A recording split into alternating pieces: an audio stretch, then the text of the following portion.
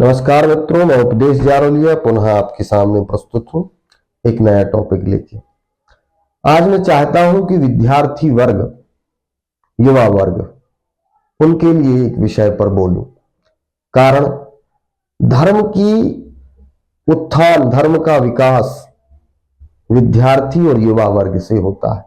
किसी भी समाज का, किसी भी देश का सबसे मजबूत आधार विद्यार्थी और युवा वर्ग होते हैं। आज के समय में विद्यार्थी धर्म विमुख हो रहे हैं, स्वाध्याय विमुख हो रहे हैं और अपना अध्ययन व्यवस्थित तरीके से नहीं कर पा रहे, मानसिक प्रताड़ित होते जा रहे हैं और जिसके कारण आत्महत्या जैसे भी कदम उठा लेते। या प्रश्न रहता है कि याद नहीं होता, याद कैसे करें, ऐसा करने से कैसे याद होगा, भूल जाते हैं। इस पर मैं बहुत छोटे स्वरूप में चूंकि समझाना है आप तक बात में पहुंचा रहा हूं। समझ में ना आए, एक दो बार वीडियो देखेंगे, निश्चित समझ में आ जाएगी बात। तो हमारा कहने का अर्थ यह है कि हमें पहले धर्म से तो जुड़ना ही है, परंतु विद्यार्थी का सबसे पहला कर्तव्य स्वाध्याय है, मतलब अध्ययन है, ज्ञान की प्राप्ति करना है जो उसे दिया गया है। साधना के कुछ भाग हैं जैसे जप, योग, ज्ञान, स्वाध्याय, भक्ति आदि। ये साधना के वर्ग हैं। कोई जप करके साधना करता है, कोई तप करके साधना करता है, कोई योग करके साधना करता है, कोई स्वाध्याय करके मतलब पढ़ करके अध्ययन करके साधना कर रहा है और कोई ज्ञान प्राप्त करके साधना कर रहा है। विद्यार्थी वर्ग का केवल एक कर्तव्य है कि वह अध्ययन करे, ज्ञान प्राप्त करे, चाहे वो किताबों से प्राप्त करे, चाहे वो शिक्षकों से प्राप्त करे और चाहे वो गुरुओं से प्राप्त करे या किसी श्रेष्ठ व्यक्ति से प्राप्त करे। क्योंकि आपकी ज्ञान प्राप्ति का साधन आपका संगति और आपके सुनने का साधन ही आपको जीवन पर्यंत उठा के ले जाएगा। स्वाध्याय अत्यधिक महत्वपूर्ण है। प्रश्न ये उठता है कि याद नहीं होता। वैज्ञानिक दृष्टिकोण से हमारे 3 मस्तिष्क हैं। ये तो बात हो गई धार्मिक प्रवृत्ति में।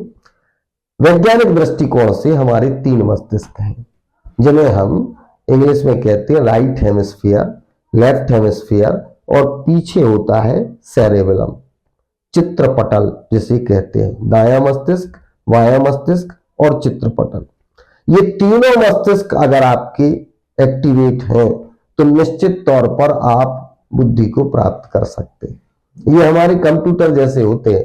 कंप्यूटर में रैम, रोम और हार्ड डिस्क होती है। ये मोबाइल में भी होती है। आजकल बहुत लोग जानने लगे। जो नहीं जानते अपने शिक्षक से पूछिएगा रैम, रोम और हार्ड डिस्क क्या होती है। रैम आप समझते हैं, रैंडम एक्सेस मेमोरी जो रहती है ना, कुछ देर के लिए हम कुछ चीजें सुनते हैं, कुछ देर हमें याद रहती है, भूल जाते हैं। आजकल की बुद्धि जो हो गई है वो रैम जैसी हो गई। हम कुछ देर पढ़ते हैं, याद हो जाता है, सुनते हैं, याद हो जाता है, फॉरगेट। रोम हम में कुछ रीड ओनली मेमोरी, हमारे अंदर कुछ चीजें विद्यमान हैं जो सिखाई नहीं गई, हम सीख गए। किसी ने नहीं कहा कि झाड़ू बोलो, बोलो बेटा झाड़ू, बोलो बेटा चम्मच, बोलो बेटा करछली, ऐसा कोई बोलता नहीं, पर हम सीख जाते हैं। क्यों? क्योंकि उसको सुनते सुनते। और हार्ड डिस्क में, चित्रपटल में वो सब चीजें याद रह जाती हैं। जैसे हम कोई फिल्म देखते हैं, कोई मूवी देखते हैं, कोई एक्सीडेंट देखते हैं तो वो हमें याद हो जाता है। क्यों? क्योंकि उस चित्र को हम शीघ्रता से याद कर लेते हैं। तो स्वाध्याय जब आप करते हैं, मैंने इस वीडियो को इसीलिए तैयार कर रहा हूं, प्रत्येक चीज के साथ क्यों है। हम यदि सनातन को भी फॉलो कर रहे हैं तो क्यों, हम धर्म के साथ चल रहे हैं तो क्यों, हम तिलक लगा रहे हैं तो क्यों, चोटी रख रहे हैं तो क्यों, स्वाध्याय करें तो क्यों, ऐसा क्यों। यदि आपके अंदर ये जिज्ञासा उत्पन्न हो जाती, अंग्रेजी में भी कहावत है, curiosity is the best teacher of a person. व्यक्ति की सबसे बड़ी शिक्षिका या शिक्षक जो होता है वो कौन होता है? जिज्ञासा। व्यक्ति का सबसे बड़ा गुरु है जिज्ञासा। आपके अंदर जब जिज्ञासा उत्पन्न हो जाएगी तो निश्चित तौर पर वो चीजें याद होने लगेंगी। और उस प्रश्न का उत्तर आप कभी देखिएगा, आप कोई प्रश्न स्वयं से लेके जाए और अपने शिक्षक से पूछें और उसका यदि वो सही उत्तर आपको दे दें जिससे आप संतुष्ट हो, तो वह बात याद रह जाती। तो जिज्ञासा करिए, विज्ञान के हो, मैथमेटिक्स के हो या अंग्रेजी, हिंदी, किसी भी भाषा ज्ञान में भी हर एक चीज में प्रश्न होता है कि ऐसा क्यों होता है। और जब आप उस क्यों को करना सीख जाएंगे, जिज्ञासा उत्पन्न हो जाएगी। और वह जिज्ञासा की शांति जब होगी, आपका ये चैनल है, आप इस चैनल से अपने प्रश्न कर सकते हैं। आपकी जिज्ञासा का उत्तर देने के लिए हैं हम यहां बैठे। आपकी जिज्ञासा क्या है और उसका क्या संतोषपूर्ण जवाब मैं दे सकता हूं। मैं पूर्ण प्रयास करूंगा कि आपके प्रत्येक प्रश्न का उत्तर दे सकूं।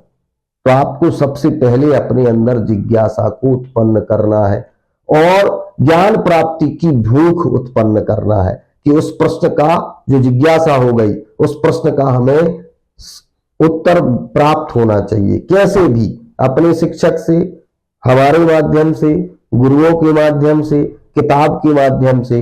और वह जब उत्तर आपको प्राप्त हो जाएगा तो निश्चित तौर पर आप उसे सीखना चालू कर देंगे।